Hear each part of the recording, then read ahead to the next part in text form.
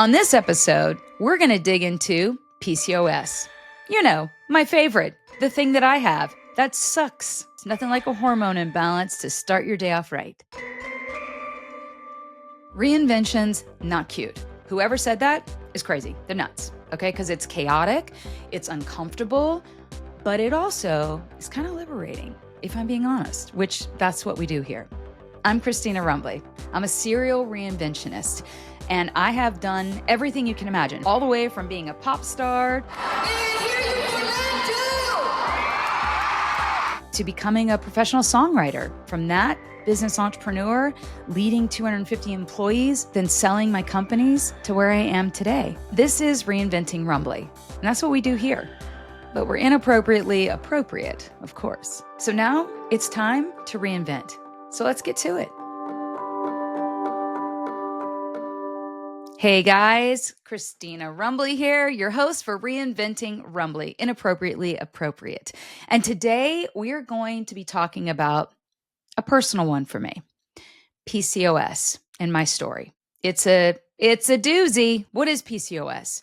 Why do we get it? We don't know. All the fun stuff. How do you know if you have it? What happens if you do have it? What happens later in life when you have it? All the good, fun stuff to uncover and unveil about Polycystic Ovarian Syndrome. And that's what PCOS is.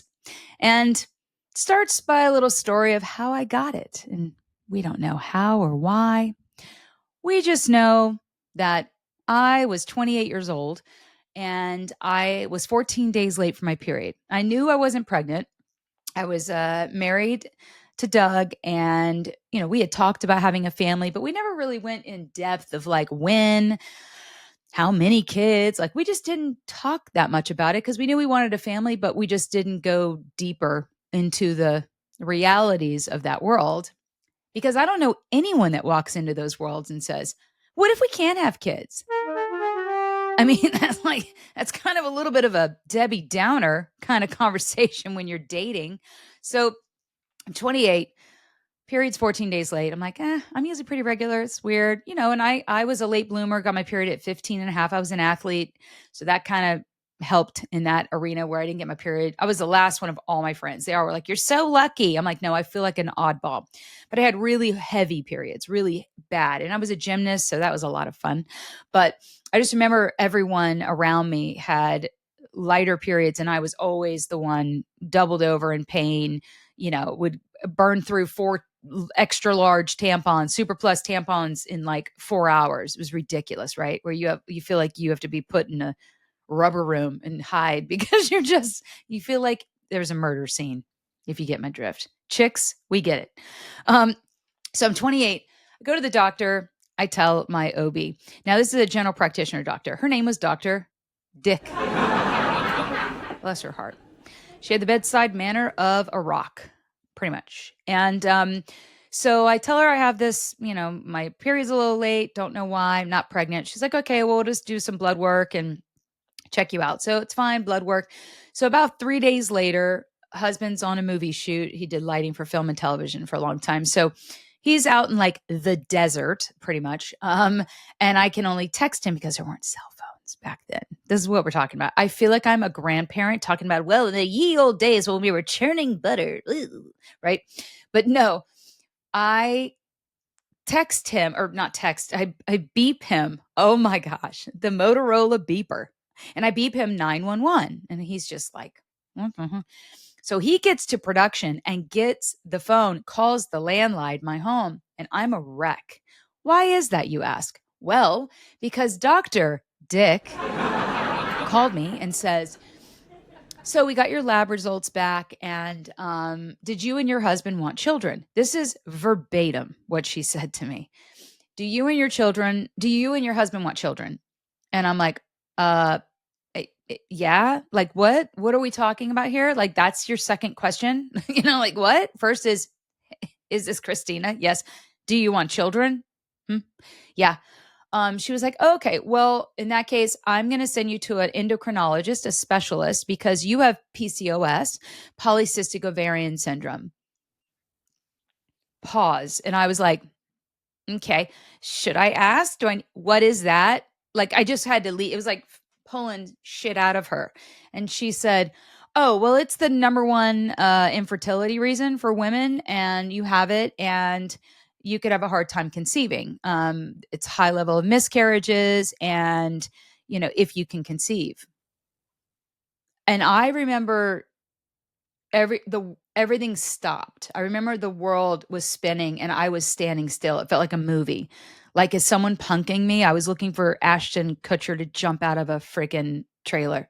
Like, I'm hold on. If we want kids, we may have a hard time having them. If we can have them at all, high miscarriage rate. What? I had no idea what that meant. I didn't know what to do. And she's like, yeah, so I have you scheduled. Just call this office. I have you with the auto referral, whatever it is, the pre-required authorizations. And you can go to this endocrinologist specialist. And I just got off the phone with her. If you have any questions, speak to her. That's what she told me. I get off the phone and I Google. Now, you could Google. We had computers. I Googled, which is always dangerous. Don't ever Google. Whenever you go to a doctor, don't Google afterwards. What it said, just so we're clear, was PCOS, Polycystic Ovarian Syndrome. People that have that, here are some of the symptoms to look for or what happens to you. It goes on to say that I will most likely be obese, have a beard, go bald, lose a limb possibly from diabetes, be barren, and miscarriages in abundance, and infertile. So basically, I called my husband in a wreck and said, you married Quasimodo. I am barren and I'll be the hunchback of Notre Dame. Like, I don't know what just happened to me. I went from being a pop star, professional songwriter, to hunchback in Notre Dame, Quasimodo, obese, blind, and probably losing a limb from diabetes, no kids, and a beard, and bald. So what picture I had in my head was quite descriptive. And my husband was like, pause, beep, beep, beep, let's back it up. What are you talking about? And I just said to him, I have PCOS. That's why my period's been late. We're going to have a hard time. We may not be able to have kids. And so when he got home that night, I, of course, was beside myself because you just never expect that to be a conversation. No one I knew had it. I'd never even heard of this thing. And I started looking into the why and the how and the whatever. And of course, back then, whenever this was, I was 28. So I'm 51 now. So what's that, 23 years ago? Yeah, it was a hot minute ago. There just wasn't a lot of research. So when I start doing the research, I find out like I'm going to have to go on medication to have a kid. I might have to do IVF. And I just never had thought about that. I just didn't, it wasn't in the cards. I didn't know. So it was quite devastating and scary and very isolating. I felt like damaged goods. I felt like I ruined my husband's chances of having a family. I felt like I was the cause, the root cause. And, no one talks about that. I never had anyone to talk to about it because no one I knew had it. So that was my PCOS first time experience. And when I started to do research on it, I started having light bulb moments in my life, right? Like, just like when Avery was diagnosed with autism, you look back and you go, now I can see it. It's like a bad boyfriend, right? You dump the bad boyfriend, all of a sudden your friends come out of the woodwork and like, oh, what a jerk. We hated him. Or, oh, he cheated on you. I just didn't want to tell you. I mean, all this crazy crap that comes out once you know what you know. So I start to research and understand that you have adult cystic acne. Okay, that made sense because at 27, after the pop group, I started getting adult cystic acne that would not go away. And I was hiding my face behind a crap ton of makeup all the time. And I just thought, oh, well, it's hormonal and my period's off and all this weird stuff. But that's one of the main, I guess, humdingers, if you will. If you have adult cystic acne, doesn't mean you have PCOS, but it could be a precursor to it potentially. So I started again digging in and understanding what's going on. And we started to try to have a child earlier than what I think we were planning. I was 28, turning 29, and we were scared because she was like, there's a high probability it could take you 5 years. I'm like, what? And then I hope you understand this. If you don't know this, know this. Every year you lose a percentage of being fertile. So by the age of 25, you're at like a percentage. As you get 30, now you're at like 25% viable. When you get 35, you're like at 10%. I don't know the stats on it, but I remember when you hit 40, you like are at 1%, if that. Once you get past that, it's almost like negative percent. Still happens. There's still, miracle babies and all of that. But we just didn't, I never thought this was going to be a conversation because it had never been one. My mom never talked to me about this. We weren't like, well, if you have any problems, like there was none of that. Who's talking about that 23 years ago? So I go to the doctor, the specialist, if you will.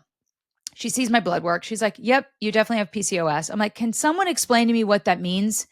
And she's like, what it is your hormone levels. Our hormone levels changes every day with what we eat, what we do, our genetics, disposition, female, all the stuff. Men have hormones too, obviously. We've got all these kind of hormones. But for women, estrogen, progesterone, androgen, and testosterone, these hormones really give us our moods, regulate our weight, give us, help us have our periods. So when you are off kilter in the hormone imbalance area, the follicle that grows, right? The hair that grows that allows the egg. So you have your ovary, right? You have your uterus, you have your fallopian tube, and you have your ovary. Your ovary every month, if you have healthy ovaries, let's just say, or if you're non-cystic, you ovulate. Sometimes you can feel it, and it rotates from one side to the next every month. Your egg, boop, pops out. It should be one egg, and you get twins. That means you had two eggs pop out. That's why as you get older, you tend to see more multiples. Why? Because more eggs are coming out. So one egg, the goal is one egg. It follows that follicle that grows to lead itself through the fallopian tube to the uterus, waiting to get, you know the deal. Get a little sperm. If that hair, which is controlled by hormone levels, doesn't grow, what happens to that ovary that has a egg ready to go?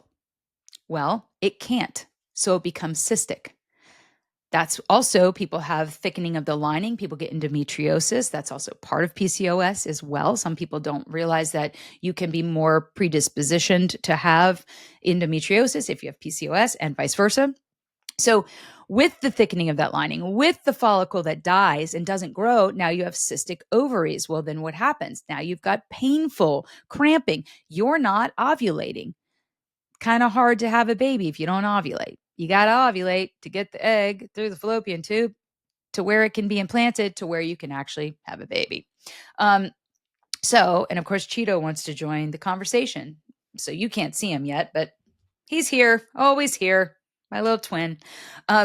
Anyway, so at 28, that was the diagnosis. Go to the specialist. She explains it to me. I realize I'm Quasimodo, right, barren, and my husband should just leave because he's never going to be able to have children because I'm, this chick who's diseased is what I felt. And no one was there to take my hand and say, you're going to be okay. My doctor says, I'll put you on Clomid after 3 months if you aren't successful. I'm like, what's Clomid? Do I need to research that hellhole and go down a spiral on that on the Google MD? She says, well, Clomid will allow you to ovulate regularly, but the chance of multiples is much higher. And I was like, hell to the no. My dad was a twin. Doug's mother is a twin. His brother had triplets naturally, no help. And my brother-in-law's wife was a twin. Twins are abundant. Hell no. Okay. This chick would not have done well if there had been multiples, and there wasn't, so clearly. But she says, I'll put you on Clomid after 3 months. And I said, well, what's the probability of being like Octomom? You know what I'm saying? Octomom? I don't want to have 8. The fuck? I don't want to be Mary Kate and whatever her name was, whatever the Mary with the too many kids and they hate her now. And now she's on other shows because she's poor. I don't know. Didn't want it. So I'm like, okay, we got to try naturally. I get the ovulation kit. I'm peeing on the stick. I'm checking the temperature. I'm doing it all. First try, I swear to you, I knew we got pregnant. I don't know how, but 2 weeks after, marked it on the calendar. We did the deed. And 2 weeks later, we are at a restaurant. I get a little spotting and I was like, oh, I'm getting my period. Great. I get a little this light pink spotting. Now, I should have a disclaimer on this that we're going to talk about real stuff here, by the way. And if you're queasy, but if you're a chick, you're not queasy. We deal with this crap all the time. If you're a dude listening to this and you want to understand your wife or your partner who has PCOS, tune in Tokyo, okay? Because it's important because you need to know what we deal with, all right? So I have this little bitty spotting. I don't know what's going on. I'm like, okay, chalk it up as it didn't work. We go to a restaurant called The Griddle in LA, my favorite. They have pancakes the size of your freaking head, the best food ever. We'd go there every Sunday. We go and I get my 𝐬𝐮𝐬𝐜𝐫𝐤. I'm not really that hungry. Maybe because I don't know. I found out that I'm Quasimodo. So basically he gets coffee and I smell the coffee and I'm like, that is awful. And I don't drink coffee, but I like the smell of it. And I was like, ooh, that makes me nauseous. No reason. Remember, I think that I got my period because I'm spotting a little bit. And I go, hey, just for giggles, so I have them on me, let's go next door to Rite Aid and I'll get pregnancy test just so we have it. Okay. I take the test when we get home. It's negative. I'm like, yeah, so I thought. Okay. The next day, though, I was like, let me just take the test again because the spotting is still there, but it's light pink. And I do a little research, Google MD, and it says you could be having implantation spotting. And I'm hoping, right? I am willing this to happen. I am like on fire about it. And I take the test and I was positive 2 weeks after we tried. And I was like, holy shit, it worked. We got pregnant. We were supposed to take it was supposed to take 5 years. I'm supposed to have like 15 kids through one, pass because I'm going to get on Clomid and that's just going to be our fate. And we'll, live in a trailer the rest of our life. And that's the deal. And hey, not knocking the trailers. They're cute. But there was something about not want to be octo mom. You know what I mean? I'm a little too vain for that personally.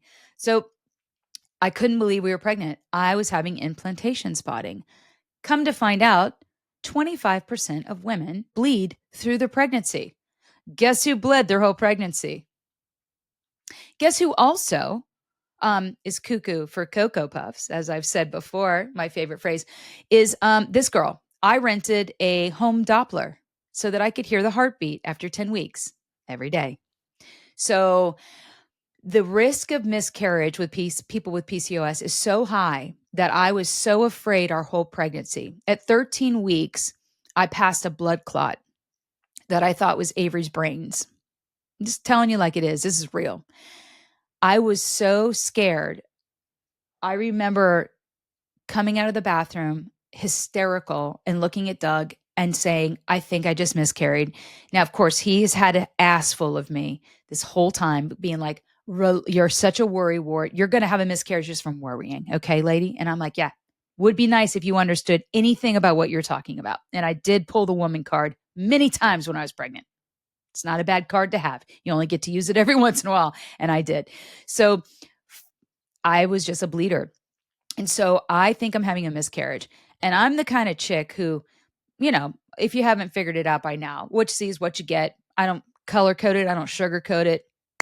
Love it, leave it, whatevs, deuces. This is me. So he's questioning me and thinking, and he says, are you being a hypochondriac? Well, when those are fighting words. Those are like, here we go. We're going to like throw down, take the shirt off. Like, let's go to toe.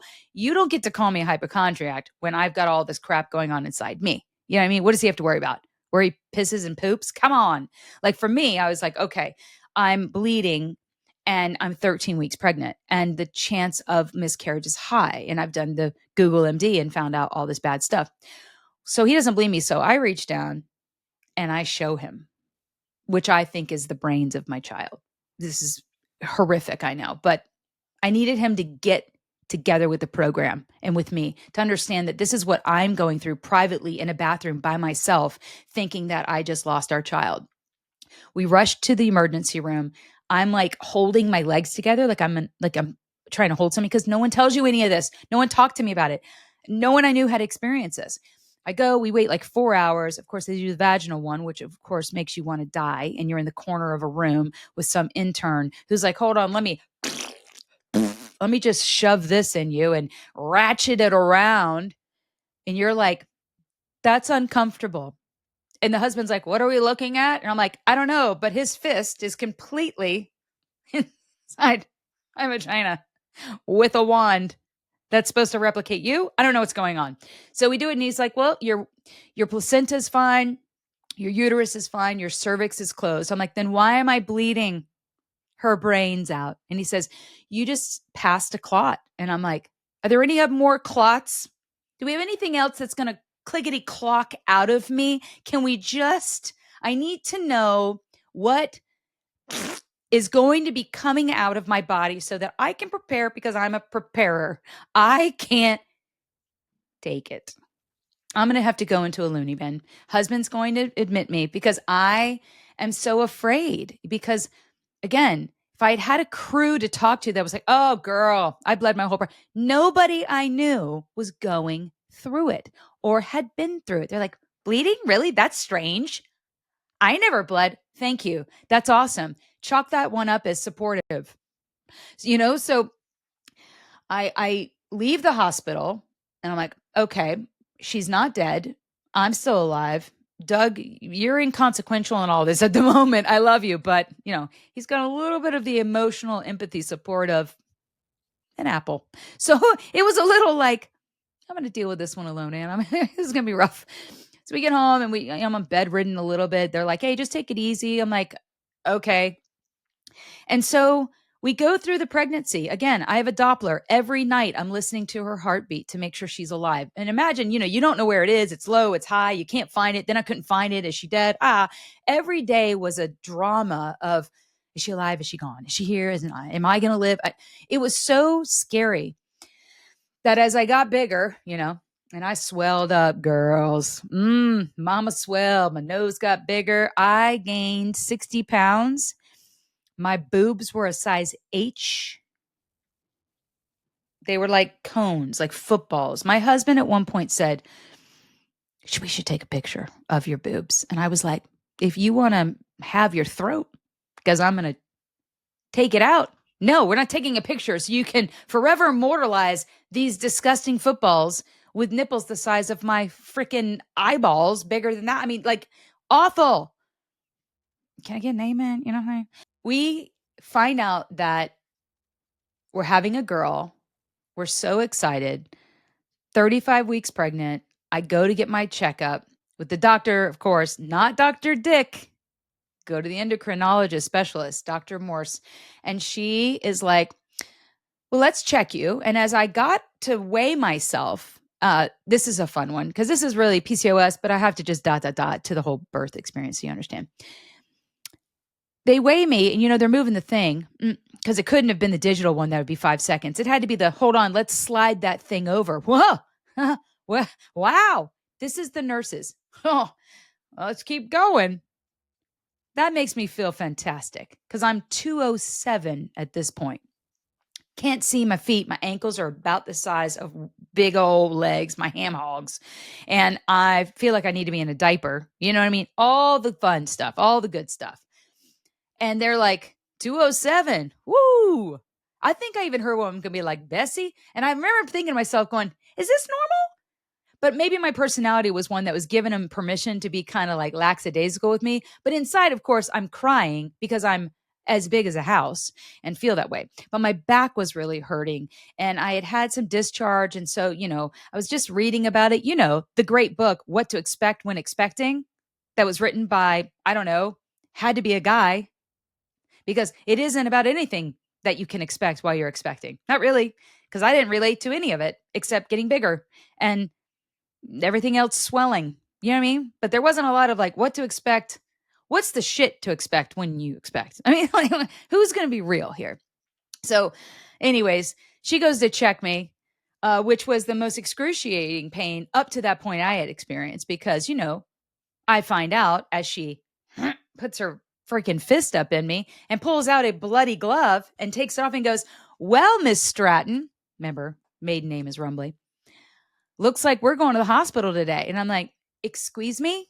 I'm 35 weeks pregnant." She says, "You're having a baby today. You are 7 centimeters dilated and you're fully effaced." Now, I've never had a baby before. I have no one that's really telling me what to experience. So I think I'm going into labor right now. Like I'm going to plop a baby out if I sneeze. So I have to drive myself to Cedars, the hospital around the corner, and I'm crossing my legs, literally trying to not sneeze, cough, or anything because no one said, "You have an untried pelvis. It's going to take a hot minute." Okay. I just think that at any minute, there's going to be an arm dangling and I'm going to be birthed. I'm going to be the girl birthing in the SUV going, That's what I felt. My husband is on a film site in the desert again, and I'm paging him 911, 911, 911. There's no cell phone. There's no cell phone. I don't have a way for him to get a hold of me. Nada, nada, enchilada. He just, 911, 911, 911. So he, smart guy, calls Cedars because he knows that's where we would be delivering if something happened and asks if I'm there. And they say, yes, she's in labor and delivery. He leaves the film set, hauls butt. It's like 2 hours away. Remember, I think I'm going to sneeze out a baby. I don't know.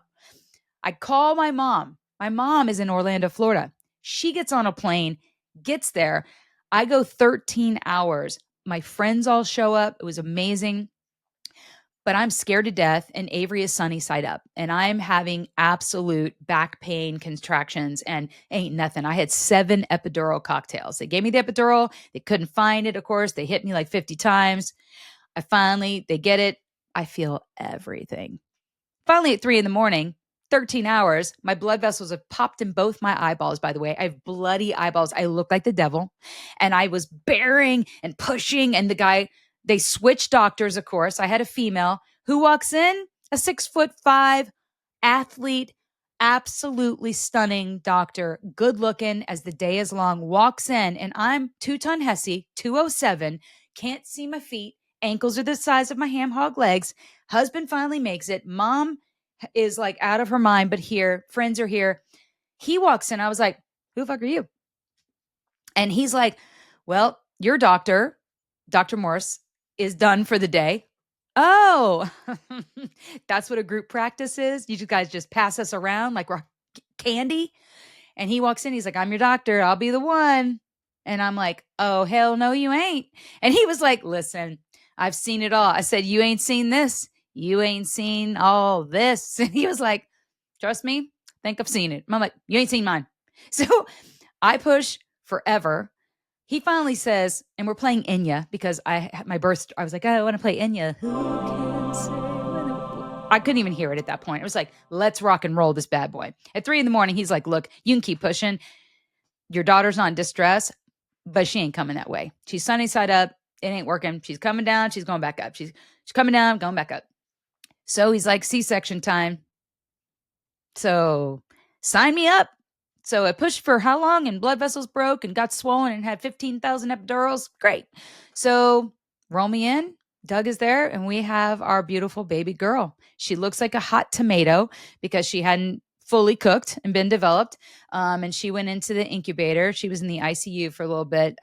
They called her the California baby because she was under the Billy Rubin lights because her liver hadn't completely developed yet. And so it's very important for them. And the worst part was after you have your child and you just endorphins are rushing through your body and your lower lip is shaking because you're going, and they have it on camera. I'm like, and they put her that close to me. And of course I don't have contacts in. And I was like, I can't see her because she had her right here. She just was so beautiful and crying. And it was an amazing moment. Doug was emotional. And then the hellscape happens afterwards, right? Anyway, so basically, to get to the roundabout story of PCOS, we didn't know that was going to be possible for us. So that was a beautiful moment for us. But what wasn't beautiful was 5 years of trying to have another child. We tried for 5 years, every month, like clockwork. Thought we got pregnant one time in between. I had some implantation potential spotting, didn't know, and then got my period. So could have been a miscarriage. We don't know. When I was 37, I looked at Doug. I cried my last tear. And I said, and I was building my companies at that time. The stress level was high. I couldn't do it anymore. We packed up all of Avery's toys, and I'll never forget looking at all those toys, bawling my eyes out, taking a picture of it so I would have it in stone. This is what we went through. And I donated all of it to this place called 𝐬𝐮𝐬𝐫𝐞 out here for moms that need things for their children. And that was it. Doug went and got a vasectomy, but they found out that only half of his vasectomy could work because they couldn't find his other vas deferens, which would have also been the reason for the infertility for us. So it wasn't just me, but half of it was me, right? So it was good to find out, hey, and what was amazing when he got his vasectomy and the doctor goes, well, we only were able to do one. I'm like, hold up. So, I go through a C-section, I get through hell. You can't find the tube and you do half of it. I go, so he's cocking back at one, but he still has the other. And they're like, yeah, but he goes, you still want to use protection? I'm like, I'm 50. I mean, crazy. So I just remember them telling me, I said, is this a potential infertility reason? He goes, well, it'd be hard to conceive and I'm like, so I look at my husband and I was like, it was you too. And he was like, don't tell her that. And I'm like, oh my God, I thought this whole time I blame myself. But see, that brings some humanality into all this together it's not your fault. I grew up eating microwave dinners. I grew up eating McDonald's and Wendy's. Could it be what was in our water and our food? Absolutely. Could it have been the Hungry Jack, apple cobbler that I was eating in the microwave? Maybe. Maybe it was the plastic in the water. They don't know. They know that it is an endocrine disruptor. And here's the stats. I pulled up some stats for us, right? PCOS, it is the number one infertility reason for women. 1 in 10 women have it, are diagnosed. 70% of women go undiagnosed that have it. So we have people walking around who don't understand why they have cystic acne on their face in their late 20s. They don't understand why they're getting random black hairs on their face, which is what happened to me. Other than not getting my period, I was on a plane. I should have started this in the beginning, but just reminded me. I was on a plane. I went like this to my hair. I had hair about blonde like this. And I was sitting like that, and I had a white shirt on. And I looked down, and I see this black hair. And of course, you know how you get random hairs on you, and you're like, whose hair is that? So I pull this hair because I'm like, gross. And it was connected. And I was like, where is this connected? I had a black hair from the top of my head to the bottom that was like a guitar string. And it was wiry and hard. And I was like, what horse just landed on my head? What? So I pull it out. I go to get my hair done. I go to my hairdresser. I go, hey, do you see any black hairs up in there? He was like, it's funny you should mention that. I noticed that last time. Yeah, you got like a patch of these black. I'm sorry, what? I have black hair. I'm a redhead, strawberry blonde. There should be no black hair. And he goes, yeah, you've got like these clusters of black wiry hairs. That should have been my first sign, but I didn't know anything about PCOS. Note to self, if you got black hairs creeping up in your face, which I started to get like a little baby chinny chin chin, and we get those randomly, but usually they're the color of your hair. Blonde, strawberry blonde. These were little black hairs. You know the whiskers that you pluck at the light that you don't want anyone to see you doing? Okay. And then they keep coming back every hour. You're like, I just plucked it. Why is it back? Mm-hmm. So that's a sign of PCOS. Not always. Everything we're talking about is not it's not the thing, but it could be. So just know that. Look for some signs. But I will tell you that there is statistics backing this up, and it is an infertility for women. And the way to control it is through diet, exercise. Love that. Hate it. It's part of it. But there's medications now that you can take. And I mentioned Clomid, and that's for fertility, but metformin was found. It's a diabetic drug, but actually women that couldn't have babies went on it because they had diabetes also got pregnant. That's how metformin became a medicine to help women that are infertile that have PCOS. I tried metformin. It didn't work for me. But I will say that there are amazing things now available. There's support groups. They have PCOS Challenge. It's a big nonprofit, and they do walks and advocacy and awareness events. There's actually a lot of influencers that talk about they have PCOS. Some are younger, some are older, like me, or more mature, let's just say. Not older. We don't use that word. But Resolve, that's a company. It has infertility support groups across the country in person. And there's also stitch.net or even Facebook groups that have great places to connect. And I think it's important for all of us to know together everyday life with PCOS is what it is. I have been on for the past 5 years Saxenda, which is a GLP-1, because every year I would gain about 5 pounds. I was 200 after I had my daughter. I lost about 45, but I kept that 15 on for years and I couldn't lose it. And I don't know about you, but when you have PCOS, it just means basically I'm kind of insulin resistance. Everything that I eat turns into sugar and fat. So I have to watch my carb intake. I need to have high protein. I have to watch everything that I eat, and I'm not good at it. Okay. I'm lazy. I like what I like. I like sugar. I like those things like we all do typically.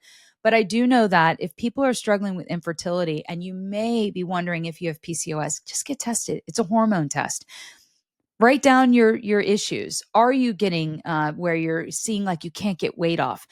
Do you have hair loss? Do you have hair growth in places that you normally didn't? Do you have cystic acne? Those are some telltale signs that you may be symptomatic of PCOS. And like I said, 70% of women that have it are undiagnosed. They just go through this alone, and you are not alone. Talk to women like me who have been there, done that, had a kid, couldn't have another one. And I didn't want to go through IVF just because personally, financially, we couldn't afford it. And I was in the middle of trying to create a company. I don't think I had the wherewithal emotionally to handle that. And those women that do and can, rock on with your bad selves, because I don't think I had the stamina to go through it anymore. 5 years was enough. I couldn't do it anymore.